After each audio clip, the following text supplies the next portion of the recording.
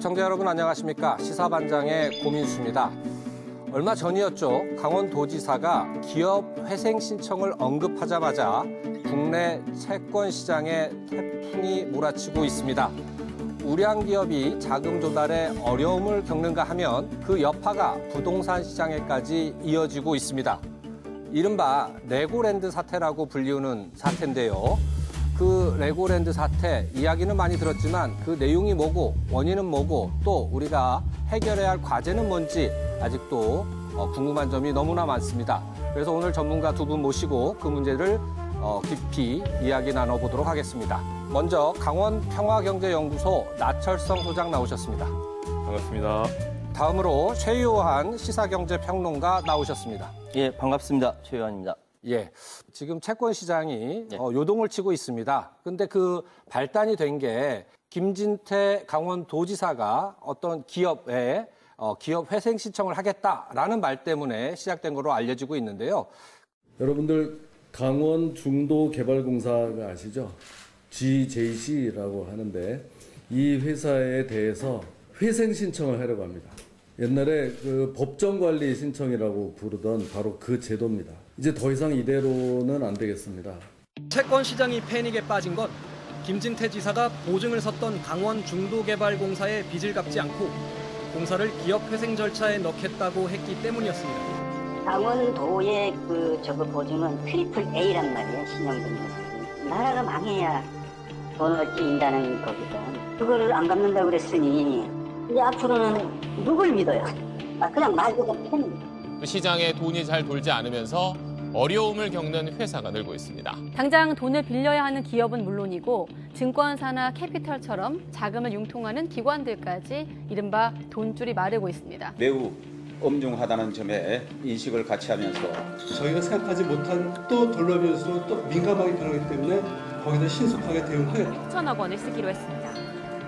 또 유동성이 부족한 증권사의 3조 원, 주택도시보증공사 등의 10조 원을 지원합니다. 이번에 한국 채권 시장에 태풍이 몰아쳤다라고 말씀하셨는데 사실은 그 전에 전조들이 있었어요. 예. 한전이라든지 작년부터 계속 이어져 온 불안한 금융시장이 한국의 채권뿐만 아니라 전체 경제 상황을 아슬아슬하게 걸어가게 하고 있었는데 레고랜드는 상관없거든요. 사실 지금 5월 5일 개장해서 잘 나가고 있는데 강원도지사 설화 사건이라고 저는 규정하고 싶어요. 살얼음판을 걸어가고 있는데 말폭탄을 던진 거죠. 펑 깨진 거죠. 이렇게 된 거예요. 그게 설화 사건인데 기업 회생이라는 것은 부도 처리하는 겁니다. 부도 처리다. 디폴트라고 하죠. 지급 불능. 돈을 갚아야 되는데 갚을 수 없다. 사실은 디폴트란 단어는 한국어로 이렇게 옮길 때 굉장히 적합한 단어가 있어요. 어떤 거죠? 배째라. 아, 예. 못 갚겠다. 예. 비슷한 게 모라토리엄이라고 있거든요. 그건 지급 유예. 갚긴 갚는데 지금 못 갚겠고 찬찬히 앞으로 갚겠다. 모라토리엄이고. 근데 제가 그래서 생각할 때 도지사가 디폴트와 모라토리엄을 헷갈린 거 아닌가. 이렇게 우스갯소리로 이야기하는 사람들이 있을 정도입니다. 즉 강원도가 직접 나서서 레고랜드를 만들 수 없으니 중간에 특수목적법인을 세워서 SPC라는 특수목적법인을 세워서 만들었는데 여기 투자했던 돈을 강원도가 지금까지 계속 보증을 섰단 말이죠. 그렇죠. 이 전임 지사 있었고 그다음 강원도 김진태 지사 당선되고 나서 보증 못 서겠다, 기업 회생 신청하겠다라고 이야기한 거죠. 이게 전말입니다. 그러니까 강원도지사가 그 말 한마디 던진 것으로 인하여 강원도가 보증 선 것도 못 믿는 채권이야? 믿을 놈 하나 없네 이렇게 된 거예요. 시장에서 놀라버린 거죠. 그래서 정치인의 말 한마디가 얼마나 중요한 것인지 아주 뼈저리게 느낄 수 있습니다. 이 부분에 대해서 나 소장님은 어떻게 생각하십니까? 처음부터 좀 이견이 좀 있을 것 같은데요. 제가 10월 8일 날 타 방송국에서 이제 그 기업 회생을 하고 나서 이 방송을 한 적이 있었는데 그때 어떤 발언을 했냐면 김진태 지사가 도박을 하고 있다라고 하는 그런 표현을 썼는데 그때 사람들이 뭔 말인지 잘 못 알아듣더라고요. 왜 그 말씀을 하시게 되냐면 이 사태가 불거지게 된 거는 9월 28일 날 김진태 도지사가 기업 회생 발표를 하면서 이게 불거졌던 게 아니거든요.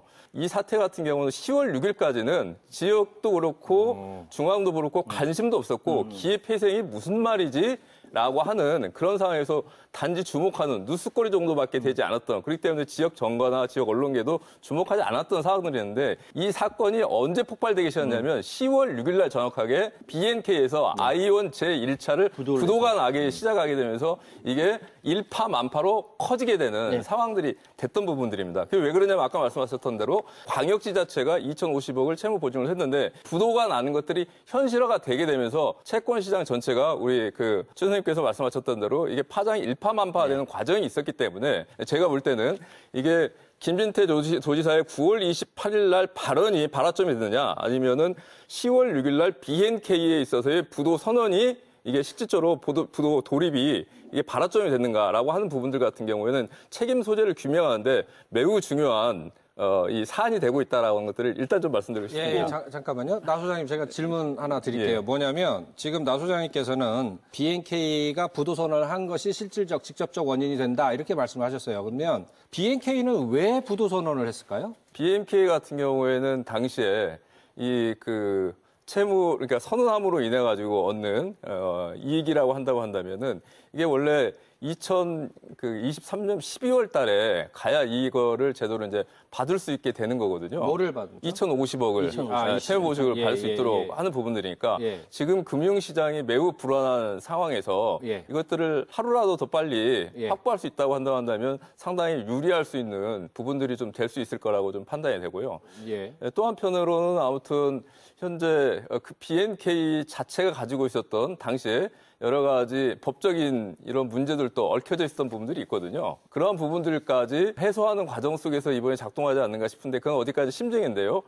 그거는 뭐 정확하게 BNK 측에서 왜 그러한 조치를 취했는가라고 하는 것들을 밝히지 않기 때문에 저 역시도 여전히 의문이다. 적어도 채무 불이행을 선언하려면 두 가지 조건이 되거든요. 빚을 2,050억을 강원도가 안 갚겠다고 한다거나 아니면은 선취 이자를 안 갚겠다라고 해야 되는데 이 두 개를 다 강원도가 갚겠다라고 확약을 벌써 3번이나 하게 됩니다. 김진태 지사가 9월 28일 이후에 그럼에도 불구하고 BNK가 왜 이런 조치를 취했는가라고 하는 부분들은 저 역시도 의문으로 좀 남고 있다. 이렇게 말씀드리고 싶습니다. 우리 나 소장님께서는 의문으로 처리를 하셨는데 평론가님께서 보시기에는 이 BNK가 강원도지사의 그 발언 이후에 부도선언을 하는데 영향을 미쳤다고 보십니까? 저는 당연히 영향을 미쳤다라고 보고요. 이게 나 소장님께서 말씀하신 그래서 제가 질문하고 싶었던 것이 방금 말씀하신 시장 상황이 안 좋으니까 2,050억 원을 미리 당겨서라도 받고 싶다. 받고 싶어서 이렇게 부도를 내게 됐고 시장에 영향을 주게 되니까 결국은 김진태 지사가 1월 달에 갚겠다 하다가 12월 15일 날 다 갚겠다라고 이야기했지 않습니까? 그럼 결국 BNK는 그걸 노렸다라는 것이거든요. 나 소장님이 그걸 의미하시는 것인지, 그러니까 BNK가 그것까지 다 보고 그렇게 되면 빨리 갚겠지라고 해서 부도 선언한 것이라고 그게 증거가 있어서 말씀하신 것인지 심증으로 추정을 하시는 것인지 그게 궁금해서 여쭤봤던 거예요. 절대로 추정인 부분들이고요. 저 역시도 뭐냐고 한다면 현재 풀지 못하는 고리가 BNK가 이 채무 불이행을 선언할 이유가 하나도 없음에도 불구하고 BNK에서 왜 그런 어마어마한 조치들을 부도선언을 SPC를 부도를 시켜버렸는지 그 부분 같은 경우에는 반드시 어느 시점에선가 해결해야 될 과제로 이렇게 의문점으로 남기고 싶습니다. 동의합니다. 동의하는데 저도 이제 역시 그러니까 추정하고 궁금할 수밖에 없는 것이 김진태 지사는 거기에 대해서 나중에도 수차례 안 갚겠다고 한 적이 없다라고 이야기하면서 기업회생 이야기를 계속했거든요. 근데 보통 시장에서 기업회생은 디폴트입니다. 제가 혹시나 개인적으로 잘못 알고 있을까 봐 이제 전문가들한테도 물어보고 자료도 다 찾아봤는데 대체적으로 기업을 회생시킨다는 건 디폴트를 의미하는 것이고 지급 불능을 이야기하는 거거든요. 근데 그때 김진태 지사는 이후에 안 갚겠다고 한 적이 없다라고 이야기하니까 저는 그것을 상충한다라고 이해할 수밖에 없고 시장도 그렇게 이해했을 거라고 봐요. 그래서 BNK가 나중에 어떤 추정을 하고 어떤 예상을 해서 그렇게 부도를 냈는지는 잘 모르나 그럼에도 불구하고 정말 유증기 속에 부싯돌같이 불꽃을 튄 것은 김진태 지사의 그 말 한마디 아니었는가라고 저는 합리적으로 추측할 수밖에 없는 것이죠. 예, 덧붙여가지고 말씀을 좀 드리고 싶은데요. 그러한 상황들이 분명히 저는 뭐냐고 한다면 오판이었다. 김진태 도지사의 네. 오판이었다라고 분명히 지적을 합니다. 지적을 했었고요. 그 부분과 관련해서는 왜 오판이었냐라고 하는 것들은 조금 이따가 말씀드릴 수 있도록 하고. 그러면 이 문제가 일어나게 된 이제 가장 중심에 서 있는 회사니까요. 등장인물이기도 하고 이 중도개발공사는 왜 만들어졌는지 그 기원부터 한번 짚어보죠. 중도에 레고랜드라는 세계 최대의 테마파크를 만들겠다라는 공약이 나왔고 후보자가 당선이 됐고 만들어야 되는데 강원도가 직접 개입할 수가 없으니까 강원도가 직접 하는 거 아니거든요. 그 중간에 일을 치르는 회사가 있어야 되고 그래서 이제 이러한 SPC 특수목적법인이 해서 만드는 것이죠. 정확한 거는 그 레고랜드만 만들려고 했던 건 아니고요. 그렇죠. 이 사업의 정식 명칭은 하중도 관광지 개발 사업입니다. 그래서 전체 면적은 130만 제곱미터 정도가 되는데요. 이 중에서 레고랜드 테마파크가 차지하는 건 28만 제곱미터밖에 되지 않거든요. 그래서 5분의 1밖에 되지 않는 면적이기 때문에 현재 중도를 가보자고 한다면 테마파크만 요담하게 되어 있고 나머지는 전체가 개발되어 있지 않기 때문에 현재 문제인 것들인데 개발뿐만 아니라 황무지인 상황인데요. 허벌판 상태이죠. 그렇습니다. 이게 왜 더 문제가 되냐고 한다면 단순하게 테마파크만 건설하는 사업이 아니라 전체를 조성하기 위한 사업이었고 오히려 테마파크보다 더 컸던 것들은 인근에 호텔, 리조트,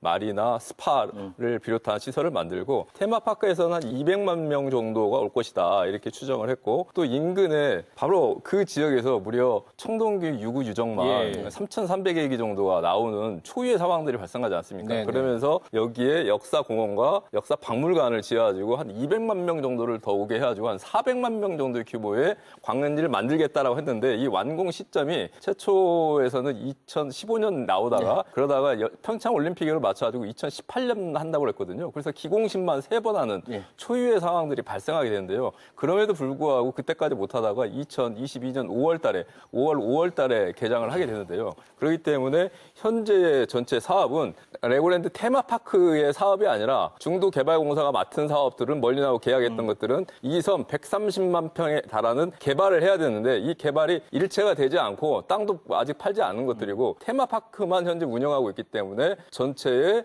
채무가 어디서 발생했는가를 본다고 한다면 이 테마파크만 봐서는 안 된다라는 말씀을 좀 전해드리고 싶습니다. 그러면 지금 나 소장님께서 말씀하신 바대로 보면 결국에 이 투자금융사가 돈을 투자한 거는 중도개발이다. 네, 맞습니다. 레고랜드라는 테마파크를 조성하기 위해서만 돈이 들어간 게 아니다. 그렇습니다. 그러면 레고랜드 사태라고 명명하는 것 자체가 사실은 문제가 있네요. 저희는 그래서 뭐냐면 저는 항상 레고랜드 현재 금융 경색기다 이렇게 명명을 하고 있는 이유가 뭐냐고 한다면 실제 레고랜드가 빠질 수가 없습니다. 왜냐하고 한다면 레고랜드를 짓기 위해서 이 사업을 만들었던 것이고 이 과정 속에서 계속적으로 파행과 그다음에 불합리한 문제가 발생해가지고 중도개발공사가 왜 2,050억을 못 갚았느냐 바로 여기 때문에 그런 거거든요. 이 개발이 제대로 되지 않는 관계로 해가지고 이 일대에 회수금이 들어오지 못함으로 인해가지고 결과적으로 문제가 발생한 것들이기 때문에 정확한 네이밍은 레고랜드 금융 경색이라고 하는 게 맞다. 라고 보고 있지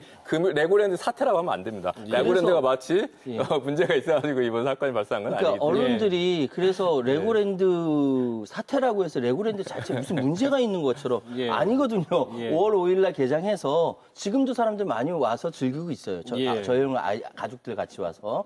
그래 지금 말씀드리고 싶은 거는 그렇게 청동기니 뭐니 이렇게 유구들이 막 발견이 되고 그러면 건설사들이 건설을 못하고 또 코로나로 인해서 엄청 힘들어지고 공사 자체를 못하니까 그러니까 자금이 계속적으로 투여될 수밖에 없고 2,050억을 땡길 수밖에 없었던 상황이었거든요. 그러니까 거기서부터 문제가 있지 않느냐.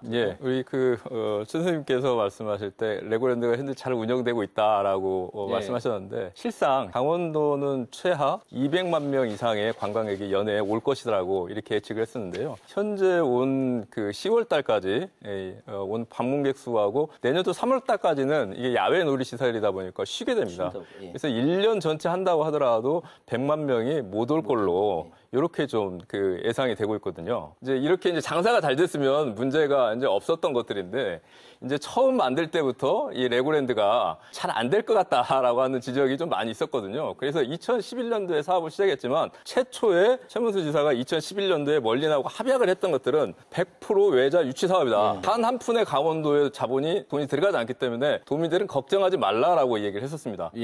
그런데 이게 2018년도에 그 레고랜드 멀린사하고 MOA라고 하는 MDA라고 하는 실시 재협약을 체결을 하면서 이 계약이 변경되는데요. 핵심 내용은 뭐냐고 한다면 테마파크와 관련된 부분들에 대해서는 2,600억 정도가 소요가 되는데 멀린사에서는 1,800억을 냈고 강원도가 800억을 내는 걸로 이렇게 합약이 된 것들이죠. 그 외에 더 중요한 것들은 뭐냐고 한다면 인근에 있는 주차장 시설 4,000여 대 분량 이러한 부분들과 기반 시설 전체를 떠안아가지고 실시했던 공사 그다음에 대교 이런 것들 포함하니까 강원도가 실제 들어간 돈이 한 푼도 아닌 게 아니라 6,600억 정도가 들어가는 것들이고 임대 수익료로 받는 연간 이익이라고 하는 것들은 1억 8천만 원밖에 되지 않는데 1억 8천만 원 자체도 200만 명 이상이 와야 줄 수 있는 부분들이기 때문에 강원도 같은 경우는 이제까지 보자한다면 실제 8천억 정도 소요가 됐음에도 불구하고 현재 강원도 도민들이 얻는 이익은 하나도 없다라고 하는 문제로 불거지기 때문에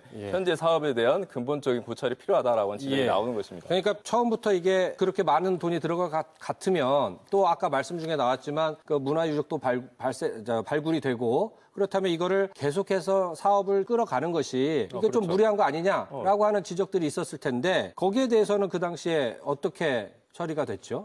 숱하게 지적을 했었죠. 그 저희 12년 동안 운동을 해왔던 단체의 일원으로서 입장을 하자면 강원도의 관광 지형을 바뀌는 특히 멀린이라고 하는 레고랜드라고 하는 세계적인 테마파크가 들어오는데 왜 반대하느냐. 반대하는 것 자체가 이상하다. 이 좋은 사업에 대해서 왜 반대하냐. 또 하나는 뭐냐 한다면 중간에 이런 문제가 발생해도 불구하고 매몰 비용이라고 하는 내용 때문에 현재 들어간 돈이 얼만데 이걸 가지고 다시 재검토하라고 하느냐라고 하면서 강원도 의회 내에서도 이와 관련된 특별 진상조사위원회를 꾸리자라고 하는 부분들이 이미 3년 전부터 계속적으로 얘기가 나왔음에도 불구하고 도의 입장과 중도개발공사의 입장에서는 그렇게 되다 보니까 지금까지 쭉 이어져 왔던 것들이죠.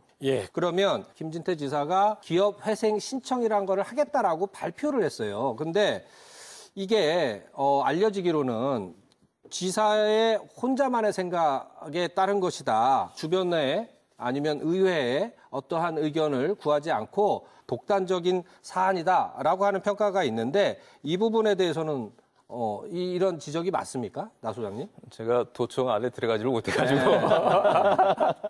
어디까지 추정을 할 수 있는 부분들인데요. 그러지는 않았을 거라고 보고 있습니다. 법률적 자문을 구해야 되는 상황들이기 때문에 적어도 핵심 참모들하고 상당한 단에서 논의가 됐을 걸로 예측을 하는데 그 이유는 뭐냐고 한다면 김진태 도지사가 이번에 당선되는데 혁혁한 노력을 했던 것들도 전임 행정에 대한 문제점을 정확하게 지적하고 대안을 제시했던 것들이거든요. 그 핵심 현안이 레고랜드하고 알펜시아였던 것이고 특별위원회까지 꾸려가지고 인수위 발표를 하는 이러한 현안으로 매우 무거운 사안이었기 때문에 이런 무거운 사안을 처리하는데 지사님께서 어느 날 갑자기 이거 바꿔야 되겠다 해가지고 도청 가지고 브리핑한 것 같지는 않고 다만 제가 말씀드리고 싶은 거는 그럼 이 문제를 어떻게 해결할 것이냐에 대해서 명확한 김진태 지사의 방향 제시가 있었느냐, 앞으로 어떻게 할 거다라는 방향 제시가 있었다라고 하면은 모라토리움이 있겠죠. 근데 그것은 제시되지 않고 앞으로의 미래는 생각하지 못하고 과거와 현재 벌어진 것까지만 바라봤다. 미래는 생각하지 않고 파급 효과까지는 생각은 못했고요. 과거에 진행되어 왔던 것들 그리고 현재 이게 펼쳐놓은 행정 상황들을 보니까 이건 이렇게 결정해야겠다라고 한 거 아닐까라고 저도 추정할 수밖에 없어요. 거기에 관련돼서 저는 지금 사실 팩트를 가지고 이제 말씀드리자고 한다면 하나 뭐냐고 한다면 레고랜드 문제는 중도개발공사 문제이고 중도개발공사를 이대로 놓는다고 한다면 2,050억뿐만 아니라 중도개발공사에서 자체 보고했던 것도 뭐냐고 한다면 2,050억을 갚고도 400억을 갚지 못하기 때문에 강원도에서 이거를 더 갚아줘야 될 뿐만 아니라 여기에는 역사공원하고 역사박물관은 포함되지 않기 때문에 물경 900억 정도가 더 들어가 있는 문제가 발생한다라고 이렇게 보고를 하고 있습니다. 그렇기 때문에 강원도에서는 현재 중도개발공사를 어떻게 처리할 것인가가 가장 핵심적인 문제였는데 중도개발공사에서 지난 7월 달까지 김진태 도지사가 당선된 이후에도 그 중도개발공사에 관련된 회계장부나 특히 토지 매매 계약과 관련된 내용들을 일체를 보고하지 않았다라고 이렇게 얘기를 하고 있습니다. 그러니까 강원도 측에서는 뭐냐 한다면 중도개발공사에 들여보려고 했는데 중도개발공사 송상희 사장이 일체 자료를 공개를 하지 않고 있기 때문에 이걸 계속 우리가 이 폭탄을 가져갈 수는 없는 거 아니냐라고 했던 것이고, 또 하나 이와 연관돼서 나온 핵심적인 문제가 뭐냐고 한다면 이미 중도개발공사는 아까 말했던 100여만 평 중에서 한 80만 평의 부지를 이미 매각한 걸로 나와 있거든요. 근데 이 매각 현황이 지금 상당히 문제가 있는 걸로 좀 드러나고 있습니다. 지난 10월 말에 하석균 도의원이 발표한 내용을 본다고 한다면 강원도에 3월 달에 19필지를 중도개발공사에서 땅을 팔았는데 공시지가가 100억 원인 땅을 50억에 파는 걸로 확인이 된 걸로 이렇게 도구에서 공개를 했거든요. 그러니까 강원도에서 얘기하는 것들은 이렇게 불합리한 매매들이 상당히 많이 되어 있는데 이러한 부분들이 일체를 공개하지 않기 때문에 이 문제를 해결하기 위해서는 결과적으로 법원 회생 신청을 가게 되면 법무 관제인이 임명되지 않습니까? 그렇기 때문에 일체 자료와 나머지 문제를 해결하는데 가장 적합한 요소였기 때문에 이러한 조치를 취했다라고 공식적으로 얘기를 하고 있습니다. 이런 것 같아요. 그러니까 말 안 듣는 애 혼내주는 역할뿐만 한 게 아니라 이게 더 나가서 채권 시장에 어떠한 영향을 끼칠지에 대해서는 고려가 되지 않았던 거 아니냐라고 하는 문제 지적을 할 수가 있는 거죠. 거기서 제가 말씀드리려고 하는 게 그게 제가 처음 말했던 김진태 도지사의 오판이었다라고 하는 거기서 나오는 거거든요. 현재 강원 중도개발공사 문제라고 한다면 이 자료를 제출하지 않는다고 한다면 사장을 바꾸면 되는 거거든요. 사장을 어떻게 바꾸면 되냐? 그러면 이사회에서 이것들을 처리한다거나 가장 중요한 건 뭐냐면 현재 지분율이 일부러 44%로 최문순 지사 때 일부러 44%로 해놨던 부분들이 있습니다. 왜냐하고 한다면 지분율이 50%가 넘지 않는다고 한다면 강원도의 감사위원회에서 직접 전에 감사 대상이 아니거든요. 그런데 현재 강원도가 가지고 있는 지분이 44%고 또 중도개발공사 자체가 가지고 있는 것이 16%이기 때문에 강원도가 뭐냐고 한다면은 이사회를 개최해가지고 내용, 정관만 변경을 한다고 하더라도 충분하게 다시 강원도가 자체 감사위원회에서 감사도 할 수 있고 또 기타 조치를 취할 수 있고 사장 역시도 인사권을 행사할 수 있는데도 불구하고 이런 조치를 하지 않고 무조건 저희가 볼 땐 급작스럽게 이걸 일거에 법원으로 가져가면서 저희가 그때 똑같은 얘기를 했거든요. 이걸 개인 법원으로 신청하는 상황, 그 상황이라는 것들은 시장은 어떻게 받아들이냐? 받아들이는 것들은 10월 달 초에 지금 그 빅스텝이라고 해가지고 세계의 금리가 왔다 갔다 하면서 지금 출렁이지 않았습니까? 이런 상황에서 매우 위험한 상황이 될 수 있다라고 얘기를 했는데 가장 커다란 패착은 무엇이었냐면 김진태 도정의 핵심 라인들이 기업 회생을 가져감으로 인해 가지고 발생한 이러한 파장과 여파들까지를 계산하지 못한 행정적 미숙과 결례가 결과적으로는 어마어마한 파장을 일으켰다라는 데서는 결코 피해나갈 수 없다. 이 부분은 꼭 지적하고 싶습니다. 자, 일단은 기업 회생 신청 발표를 했고 그다음에서 채권 시장이 동요를 했습니다. 그러면 이제 우량 기업에서도 이 자금 확보가 어려워지고 또 부동산 시장에까지도 그 여파가 미쳤다라는 얘기가 많은데 강원도같이 국채나 마찬가지인 굉장히 신뢰가 갈 만한 그래서 투자했는데 거기서 돈을 못 갚겠다라고 얘기한다면은 어디에 그 채권을 사야 돼? 못 사는 거지라고 하면서 마음을 닫아버린 거예요. 그러다 보니까 한국전력 채권도 그렇고요. 한국가스공사도 그렇고요. 한국수력원자력도 그렇고 거의 대한민국이 망하지 않으면 계속 존재할 만한 그런 회사들의 채권조차도 팔리지 않는다라는 거죠. 더군다나 하나솔루션이라든지 LG유플러스라든지 뭐 더 나가서 건설사로 얘기하면 롯데건설이라든지 이름만 대면 알만한 그런 회사들의 회사채까지 다 싸그리 팔리지 않고 묶여버렸다는 거는 사람들이 지갑을 닫고 관망한다는 거예요. 그만큼 자금 시장이 꽁꽁 얼어버렸으니 추경호 부총리가 2,050억의 문제가 아니라 자금 시장이 완전히 얼어버린 이 상황을 녹이기 위해서는 50조 플러스 알파가 필요하다. 심지어는 일각에서는 50조도 안 된다는 이야기가 있거든요. 그렇게 상황이 일파만파 커져버린 겁니다. 그러면 50조 플러스 알파면 지금 뭐 이 발표도 나온 지가 꽤 지났지 않습니까?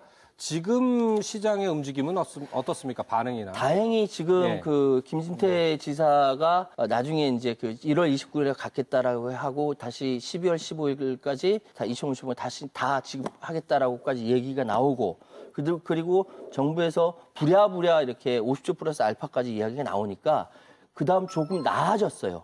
나아지긴 나아졌으나 지금 문제는 단순히 한국 이 몇몇 기업들의 상황이 나아졌다의 문제가 아니라 한국 금융 전체의 문제로 확산되는 느낌이 돼요. 어떤 예를 들어서 말씀- 지금 한전채 문제가 아직 해결이 안 됐거든요. 네. 쉽게 얘기해서 한전채가 지난 10년 동안 거의 10조 내지 11조 정도의 채권을 발행했는데 네. 올해만 발행한 것이 23조가 넘어요. 올해만. 예. 그 이유는 뭐냐면 한전 자체가 적자를 가지고 있고 예. 이 적자 문제를 해결하기 위해서 끊임없이 채권을 발행하는 것인데 네. 지금 외부의 예를 들어 그 우크라이나 러시아 전쟁의 에너지 공급이라든지 예. 여러 가지 그 미중 무역 분쟁을 통해서 나타나는 손해라든지 이런 것들이 너무 크게 작동하다 보니까 시장이 굉장히 위험하거든요. 예. 굉장히 불안해하고 그러니까 자체 자금 회전이 어려운 겁니다. 예. 어렵다 보니까 한전채조차 10월 달에 4천억 발행했는데 2천억밖에 팔리지 않았어요. 예. 그 정도로 위험한 상황이기 때문에 지금 계속적으로 시그널이 올해의 문제가 아니라 내년까지 간다. 예. 내년 당장 회사채가 68조 원인가 당장 만기로 도래하는 회사들이 많다라고 하는데 예. 채권 시장은 여전히 얼어 있다라는 것이죠. 예, 그런데요, 이번 상황 관련해가지고 자주 등장하는 그 용어 가운데 하나가 흥국생명발 콜옵션 미행사 영구채라는 얘기가 나와요. 예. 근데 이게 참 어려운 얘기들이 많이 나오거든요. 콜옵션이 뭔지, 예. 또 영구채가 뭔지. 제가 좀 설명을 드릴게요. 예, 예. 보험사나 증권사 등 이 비은행권 금융사들도 나름 규제를 받습니다. 네. 예. 규제를 받는다는 게 어느 부분에 건전성 규제. 아까, 그 예. 회사가 건전한지 예. 그렇지 않은지 건전성 규제를 받는데 예. 즉 예를 들어서 보험사, 증권사, 카드사 뭐 이런 회사들은 고객들에게 돌려줄 돈이 어느 정도 자기가 가지고 있어야 돼요. 예. 예. 당연히 가지고 있어야 돌려줄 수 있지 않겠습니까? 예. 그러니까 건전성 규제를 맞추려면은 어느 정도 그 자기 곳간에 자기 돈을 좀 넣어놔야 하는데 예. 문제는 이 건전성을 유지하는데 자기 돈만 가지고 하기가 어려운 거죠. 네. 그러니까 보험사 같은 자기 돈 말고 빚내서 예. 건전성을 충족시킨다 이런 맞습니다. 말씀이죠. 예. 그러니까 여기서 이제 드디어 이제 콜옵션과 영구채 이야기가 나오는데요. 네. 영구채를 보통 이야기하는데 이제 채권을 발행했어요. 예. 만기가 없어요. 만기 30년, 50년 엄청나게 길어요. 예. 이거는 이번에 흥국생명은 외화 채권입니다. 예. 5억 달러, 우리 돈으로 7천억 원 정도 되는. 예. 근데 외국에서는 30년짜리로 알고 샀어요. 예. 그리고 흥국생명에 돈을 꽂아 넣어준 거죠. 예, 빌려준 거죠. 근데 그게 2017년 11월 달입니다. 예. 5년마다 보통 이런 회사들은 예. 그냥 갚습니다. 왜냐하면은 30년인 줄 알고 산 이 사람들한테 뭔가 플러스 5년, 그러니까 뭔가 플러스를 해줄 필요가 있거든요. 예. 5년 지나면 이자가 더 비싸져요. 예, 예. 그래서 보통 회사는 99%가 5년 만기라고 해서 예.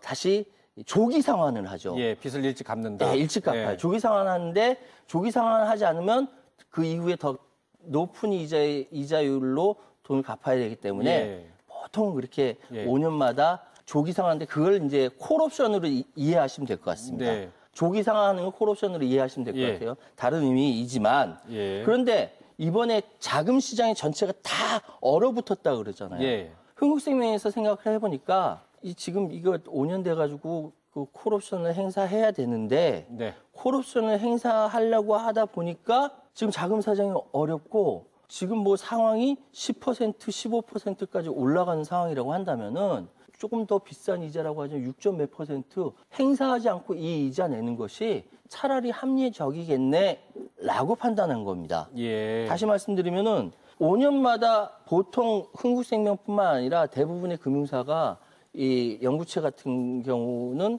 그냥 콜옵션이라 해서 자기가 그렇게 조기 상환을 하는데 조기 상환하지 않으면 뻔히 더 높은 이자를 내겠지만 예, 예. 지금 시장은 더 높은 이자를 내야 되니까 차라리 조기 상환 안 하는 것이 이익이다라고 합리적인 판단을 한 것이죠. 그러니까 빌렸던 돈 네. 갚아버리면 되는데 채권 시장이 얼어붙어 버리니까 이런 일이 발생했다. 그러니까 이제 강원도에서 이 기회회생 신청 발언으로 인해서 나타난 결과물 중에 대표적인 결과 중에 하나가 이 문제다. 그래서 이제 관련돼 가지고 이 얘기가 많이 나오는 거군요. 그렇죠. 예. 흥국생명도 그런데 네. 그거를 꼭 예. 강원도 레고랜드 발 이 사태 때문에 네. 이렇게 됐다고 얘기하시면 오해시고요. 예, 그러면 어떻게 봐야 이미 되나요? 이전에 예. 그럼요. 한국 경제가 너무 어려웠어요. 한전채를 예. 어려운 상황에서 김진태 지사의 발언이 도화점이 돼서 더 커진 것뿐이지 레고랜드로 인해서 그래서 저 이걸로 되는 건 덧붙이고 싶은 건 어렵다. 뭐냐면 지금 그 레고랜드 발 이 금융경색 해가지고 강원도가 저지른 행위에 대해서 너무 지나치게 많은 책임과 그다음에 비판을 떠안고 있는 부분들이 있는 거거든요. 우리 평론가께서 말씀하셨지만 이미 우리나라 가계부채는 2,000조를 넘어섰고 현재 금리 같은 경우는 연초 대비해가지고 무려 3배, 그러니까 300%가 오른 거 아닙니까? 그런 속에서 직접적인 금융경색이 있었던 것이고 그러한 사건 중에 하나가 강원도였던 것이고 아까 50조 플러스 알파를 정부에서 제공한다고 그랬지만 강원도는 정부에서 받은 돈 1푼도 없습니다.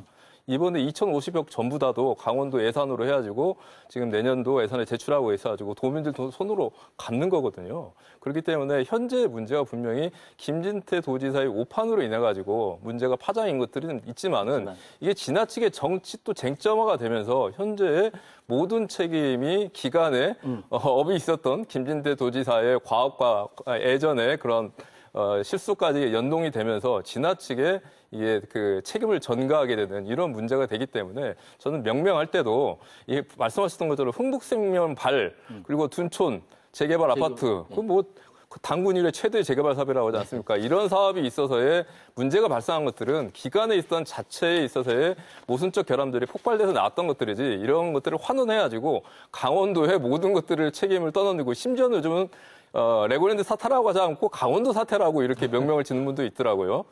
그런 부분 같은 경우에는 상당하게 강원도도 경계하고 목소리를 낼 부분 내야 된다 이렇게 좀 말씀드리고 싶습니다. 자, 이 여러 가지 문제가 있지만요. 우리가 또 하나 짚고 넘어가야 될 게 있습니다. 건설사와 관련된 문제죠. 이 부분은 어떻게 봐야 되느냐라고 하는 건데요. 어떻게 봐야 될까요? 지금 이제 채권 시장에 경직화되어 있어서 더 이상 채권을 시장이 돌지가 않아요. 돌지 않는 상황에서 사람들이 이거 어디로부터 터질까라고 했을 때 보통 부동산 PF, 부동산 PF, 건설사에 돈이 묶인 금융, 소위 얘기해서 캐피탈이라든지 보험사, 거기 보증 주고 있는 증권사 이런 데로부터 터진다라는 것이죠.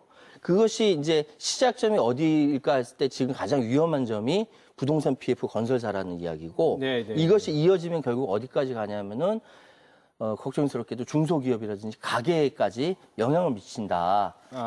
이 상황이 점점 일파만파 커져가지고 부동산 시장에도 경기에도 영향을 미치고 있다라고 이제 우리가 전제를 하고 이야기를 시작을 했어요. 그런데 지금 두 분 말씀하시는 거를 듣다 보니까 정부에서 50조 플러스 알파라는 대책도 내놨고 또 그러다 보니까 완전히 얼어붙었던 채권 금융시장이 조금은 풀려가고 있다라고 하는 말씀을 해주셨어요. 그러면 지금 우리가 처음에 얘기했던 이 부동산 시장에 영향을 미친다라고 하는 위험도는 영향 정도는 그러면 어느 정도로 봐야 될까요? 제가 볼 때는 여전히 그건 별개의 사안이라고 좀 보고 있거든요. 물론 이제 연결이 되는 게 다 부동산 PF까지 해가지고 금융까지 연결되는 사안이기 때문에 그렇지만 이미 우리 사회는 이제 가계부채가 2,000조나 된 건 다 부동산에서 비롯된 것들이고 기업부채뿐만 아니라 가계부채 이 모든 것들이 다 부동산하고 얽혀져 있기 때문에 이거하고 별개로 금리가 튀면 튈수록 상환의 문제가 가계만 발생하는 게 아니라 오히려 지금 233조 같은 경우는 현재 6개월 안에 부동산 PF에 다 묶여 있다고 하거든요. 이거는 언제 어느새라도 어디서 튀어나올지 모르는 사안이기 때문에 현재 안정된 부분들은 상대적으로 튀어올랐던 국채나 채권 시장이 상대적으로 그러니까 한 4.2%까지 올라갔던 게 한 3.7% 10년 만기 국채가 이렇게 되면서 좀 더 좀 낮아진 것들이지 그 뇌관에 있는 각종 사안들은 언제든지라도 제가 볼 때는 발생할 수 있다. 좀 이렇게 좀 예측을 하고 있습니다. 지금의 이 자본 시장 상황을 봤을 때는 이 문제점은 계속 유지되고 있는 것이다. 이렇게 나 소장님께서는 보시는 저는 거죠? 완화는 됐지만 계속적으로 잠재되어 있는 사안이다. 이렇게 좀 정의내고 싶습니다. 이거를 해소할 수 있는 방안은 그러면 있나요? 해소하려면은 전 세계 경제가 좋아져요. 그 방법밖에 없다. 그 방법밖에 없습니다. 그러니까 강원도에서 벌어진 이 사태가 원인이 아니라 이미 한국 사회는 우크라이나 전쟁 이전부터 미중 무역 분쟁 이렇게 진행되면서 경제에 관한 한 굉장한 위태위태한 상황이 계속적으로 벌어졌었고 예. 전 세계적으로 그래서 미국과 중국이 서로 싸우게 되면은 중간에 있는 나라들은 새우등 터진다라고 해서 우리나라 한 돌고래쯤 되는 것 같은데 그럼에도 불구하고 되게 힘들어했는데 이것이 전쟁이 터지고 나서부터 이게 더 확산이 됐고 위험도는 확산이 됐고 코로나가 발생하면서 더 어려워진 상황이었고요. 네. 그런데 미국 강달러 상황이 계속 되고 있는 상황에서 뭐 한쪽에서 뭐 채권 문제 때문에 문제가 아니고 이 상황이 풀리려면은 그 전 세계 경제가 좋아져야 돼요. 네. 미국 강달러가 낮아져야 되는 거예요. 그런데 그렇게 되기까지는 쉽지가 않다. 지금 그 미국에서 연준에서 지금 금리 올리는 거 뭐 늦춘다고 하지만은 내년에는 한참 올라간 상태에서 그대로 간다는 이야기가 많거든요. 예. 그러면 이 상황에서 내년도는 올해보다 더 어렵지 않겠느냐. 대부분의 전문가들이 그렇게 예측하고 있고요. 제가 생각할 때도 올해보다 더 힘든 게 내년 아니겠느냐는 생각은 듭니다. 그래서 이 상황은 좋아지려면 어떻게 좋아지냐. 전 세계가 좋아져야 되는데 그 가운데서도 뭔가 돌파구가 있지 않겠느냐라고 말씀을 드릴 수 있는 거예요. 어떤 돌파구? 그러니까 국가 정책이 어떻게 이제 되느냐로 다른 이야기로 전이가 되는 겁니다. 그 국가의 금융 정책 관련해 가지고 금융 정책뿐만 아니라 예. 우리나라의 수출 정책이라든지 예. 미래 먹거리 산업에 대해서 어떤 대책을 가지고 있느냐까지 확산돼서 얘기해서 이 범주를 뛰어넘는 거라서 예. 막 말씀드리기 어렵겠습니다만 예. 한국 사회는 지금까지 계속 어려웠어요. 예. 그런데 여기까지 왔어요. 예. 그래서 제 생각에는 앞으로 벌어지는 상황은 과거와 비견할 정도로 어려움은 있겠으나 극복 못할 건 아니다. 예. 그렇게 물론 말씀드릴게요. 긍정적 전망을 해주셨지만 네. 긍정적인 전망으로 가기 위해서는 대단히 많은 그 난관을 그렇죠. 헤쳐 나가야 되고 예. 또 정부의 역할 또한 많은 변화가 있어야 될 것 같다라는 말씀을 해주신 것 같고요. 자, 긴 시간 동안 어려운 문제에 대해서 우리 시청자 여러분들께 설명해 주시느라고 고생이 많으셨는데요. 네. 마지막으로 한 가지만 말씀을 부탁드릴게요. 뭐냐면 시청자 여러분들께서는 자, 채권 시장이 얼어붙고 또 그래서 우리들 삶에 어떤 영향을 미치고 또 이런 상황 속에서 우리는 어떠한 경제 생활을 해야 가장 합리적인 경제 생활을 하는 게 될까라는 거가 제일 궁금하실 것 같아요. 이 부분에 대해서 두 분께서 짧게 한 말씀씩 해주시기 바랍니다. 오늘의 저는 이제 주된 결론 중에 하나가 우리가 그러니까 레고랜드 금융경제 사태가 강원도에 앞으로 미칠 영향은 무엇인가에 대해서 이걸 가지고 얘기하는 단위는 별로 없거든요. 그런데 보자고 한다면 심대한 영향을 미칠 수밖에 없습니다. 김진태 도지사의 핵심 공약은 강원특별자치도의 완성입니다. 두 번째 공약은 특별자치도 완성과 더불어 원주에 있는 반도체 클러스터를 구축하는 사업이었거든요. 이 사업을 진행하기 위해서는 두 가지가 필요합니다. 중앙정부 여야를 떠나가지고 절대적인 지지와 협력이 없다고 한다면 특별자치도는 앞으로 나갈 수가 없습니다. 강원도 국회의원이 9명밖에 되지 않지 않습니까? 두 번째는 뭐냐고 한다면 특별자치도를 닦게 하려면 강원도의 산업 경쟁력을 확보하고 증가시켜야 되는데 이렇게 될 경우에는 외부에서 막대한 자본을 차입하거나 차입해야 되는 이러한 상황들이 발생하게 되는데 현재 이 상황으로 인해 가지고 임기 초반부터 잘 나가던 김진태 후보가 급격하게 어마어마한 벽에 직면했다. 김진태 후보가 직면했다고 하는 것들은 다른 말로 강원도 180만 인구 소멸로 정말로 위기적 상황에 있는 상황에서 더 어려움이 봉착했다라고 하는 것들을 직시해야 되는 거거든요.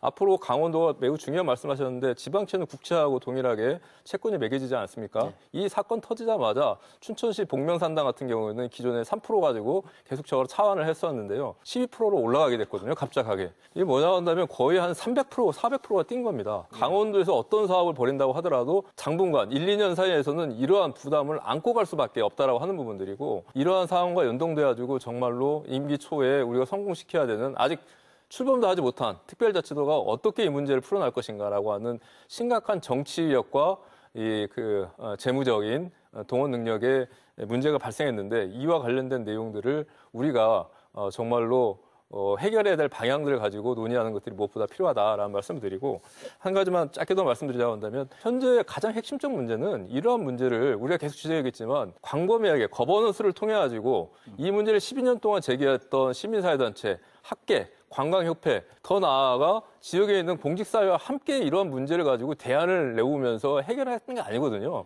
김진태 지사의 가장 커다란 오판은 무엇이었다 본다고 한다면 이거를 어느 날 갑자기 어느 누구도 몰랐던 기업회생으로 들고 나면서 결국 이 사단이 났던 이런 부분들이 있기 때문에 이러한 행정의 오리들을 극복하기 위해서는 자신에게 지나치게 핵심 단위들에게 의존하지 말고 정말로 애초에 본인이 얘기했던 도민들의 귀와 눈에 귀를 다시 하고 이 중도를 살리는 문제도 단순하게 채무 조정을 하고 빚 갚는 것들이 아니라 중도를 어떻게 정말로 남이선과 세계 최고의 정말로 생태섬으로 만들 것인가라고 하는 대안과 내용을 가지고 이제라도 머리를 맞대고 그 프로세스에 의해서 좀 상황을 진전시키는 것들이 근본적 해결책이 아닌가 이렇게 좀 말씀드리고 싶습니다.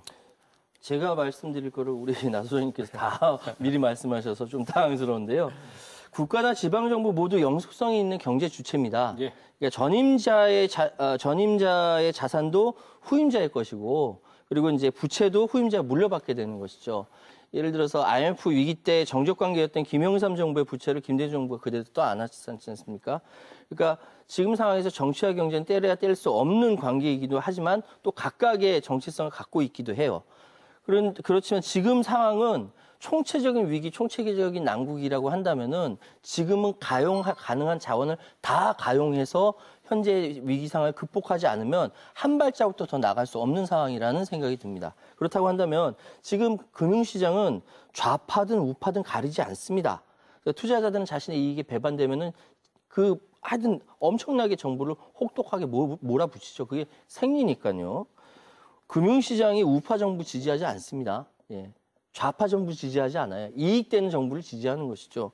지금 여러 가지 고민이 많겠습니다만 우리 나 소장님께서 말씀하신 것처럼 지금의 파고를 넘기 위해서는 거버넌스 전체에 대해서 귀를 열어놓고 같이 허심탄회하게 이야기하지 않으면 강원도의 발전은커녕 오히려 후퇴만 가져오게 되기 십상이다.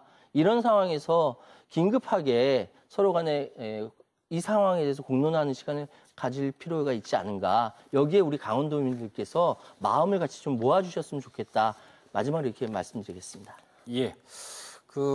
많은 시간, 오랜 시간 이렇게 함께 이야기를 나눠주신 두 분 전문가 패널 분께 감사를 드리고요. 오늘 시사반장에서는 이른바 레고랜드 사태의 실체, 원인, 또 해법은 어떻게 될 것인가라고 하는 다양한 점을 하나하나 짚어봤습니다.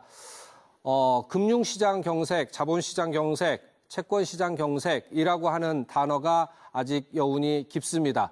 이런 문제들이 모쪼록 하루빨리 안정화되기를 바라는 마음입니다. 시사반장 오늘은 여기서 마칩니다. 감사합니다.